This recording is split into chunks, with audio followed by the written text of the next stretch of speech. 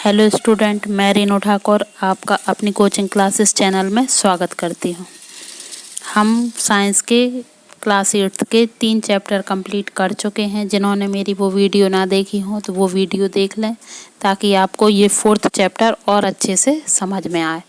अब हम 4th chapter पदार्थ, धातु और अधातु करेंगे। तो चलिए जानते हैं। हमारे आसपास कुछ पदार्थ देखे जा सकते हैं जो कि हमारे दैनिक कार्यों में भी उपयोग आते हैं। वे पदार्थ एल्युमिनियम, तांबे, लोहे, सोने, चांदी इत्यादि से बने हो सकते हैं। अब हम कैसे पहचानेंगे कि वह धातु है या अधातु? तो इसके लिए हमें धातु और अधातु के भौतिक गुणों पर चर्चा करनी होगी और उसके बारे में जानना होगा। तो हम धातु के बारे में जानेंगे कि धातुओं के कौन कौन से गुण हैं और वह किस प्रकार पहचानी जा सकती हैं। तो धातु में चमक होती है। जैसा कि हम जानते हैं कि हर प्रकार के एक पदार्थ की एक चमक होती है। जैसे एल्युमिनियम की अलग चमक है, पीतल की अलग और लोहे की अलग। लेकिन यदि लोहा हवा और पानी के संपर्क में आता है तो वह उसमें जंग लग जाती है और उसकी चमक फीकी पड़ जाती है। इसलिए धातु का एक जो महत्वपूर्ण गुण है वह होता है उसकी चमक।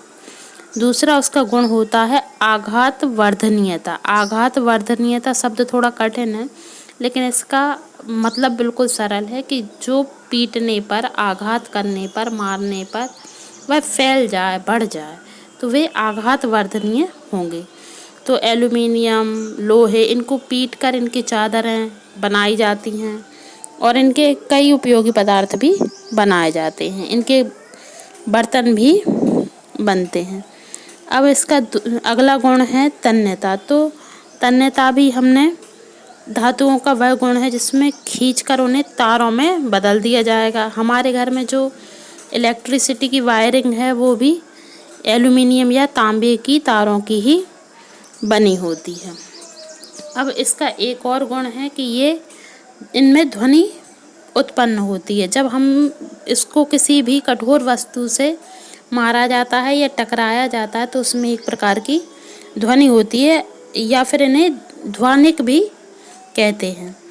अब हमने मंदिरों में घंटियां भी देखी हैं जो कि एक प्रकार के धातु से बनी होती हैं और किसी अन्य धातु से उन पर जब प्रहार किया जाता है, मारा जाता है, टकराया जाता है तब उनमें से एक ध्वनि उत्पन्न होती है। ये सभी धातुओं के गुण हैं। अब हम धातुओं के उदाहरण पढ़ेंगे।